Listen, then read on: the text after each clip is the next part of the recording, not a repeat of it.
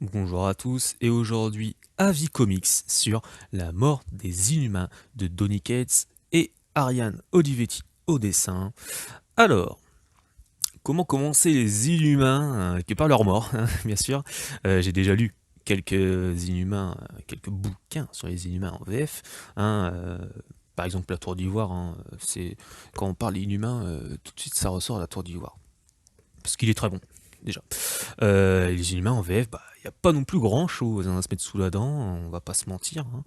Donc voilà, moi à part la Tour d'Ivoire, et j'avais déjà lu aussi le Deluxe Flèche Noire, le roi emprisonné, qui est très bien aussi, il avait reçu un prix hein, pour ce scénario, c'était très bien. Alors, même les intégrales, mais je crois que le premier intégral est un peu compliqué à trouver. Bon, aujourd'hui, bien sûr, focus hein, sur la mort des Inhumains, donc, comme j'ai dit, écrit par Donny Cates, et bah, c'est pour ce monsieur hein, que je suis allé sur ce récit.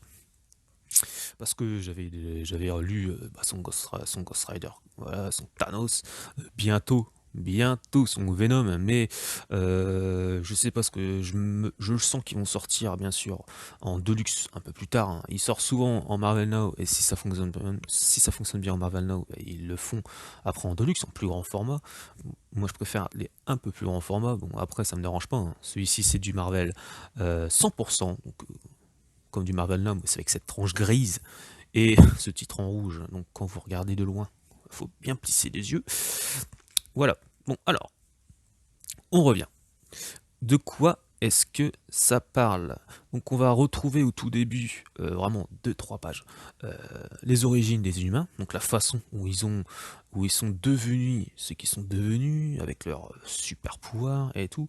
Bien sûr c'est un retour aux sources, hein, on les voit se faire prendre par les cris et tout, donc voilà, pour les envoyer pour tester et faire des petits trucs scientifiques sur eux, hein, des petits trucs. Et après, du coup, ça va être un retour aux sources, donc les cris, donc la race qui est à l'origine des Inhumains, bien sûr, leur donne pas le choix, c'est la réédition ou la mort.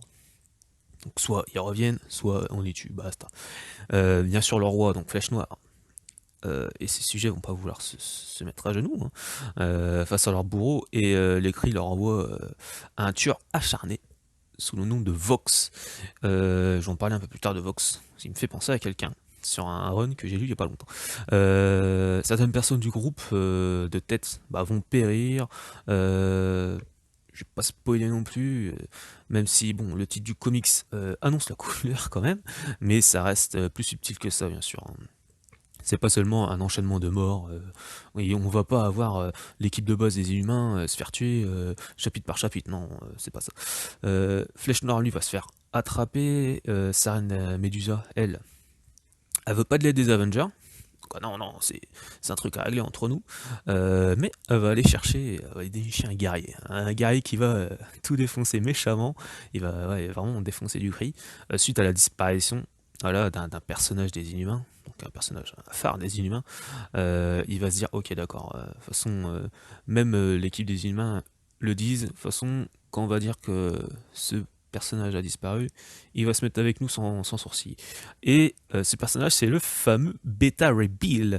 Moi, c'était une surprise parce que j'aime bien ce personnage. Hein. Il peut être un petit peu. Quand on le voit pour la première fois, on se dit, mais Thor avec une tête de cheval. Mais en fait, c'est vraiment fun. J'ai bien aimé, moi.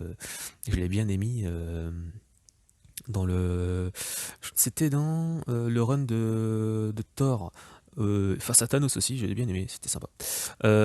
Du coup, bah, ils vont partir direct, bam, direction le bâtiment des cris pour libérer Flèche Noire et se venger des morts de leur peuple, bien sûr, et des différents inhumains. Donc, parce que les autres royaumes inhumains, eux, se font mais laminer, quoi. Ils se font tuer.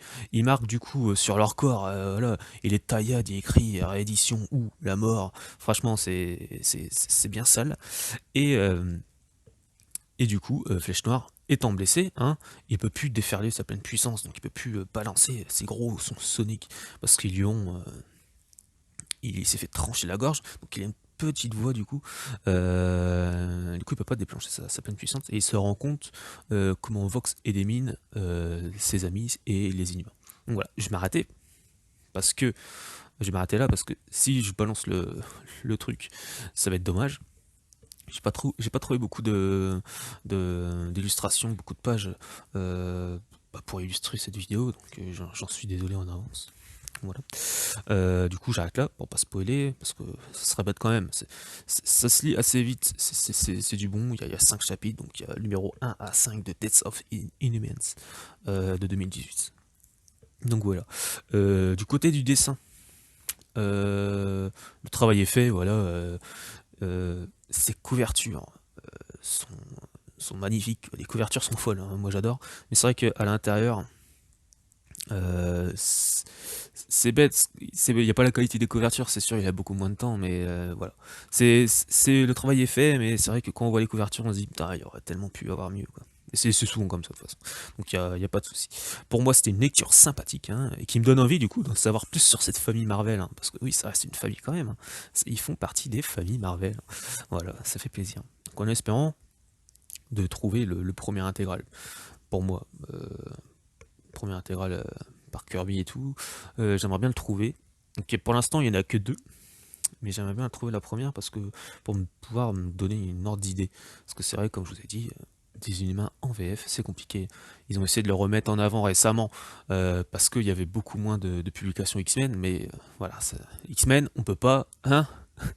C'est X-Men quoi les gars, ok. Merci.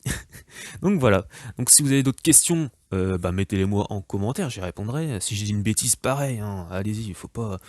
Il y a pas de souci, ça arrive, on peut dire des bêtises, hein. Voilà. Mettez un j'aime, un commentaire, et puis voilà. À la prochaine pour un prochain avis comics. Salut.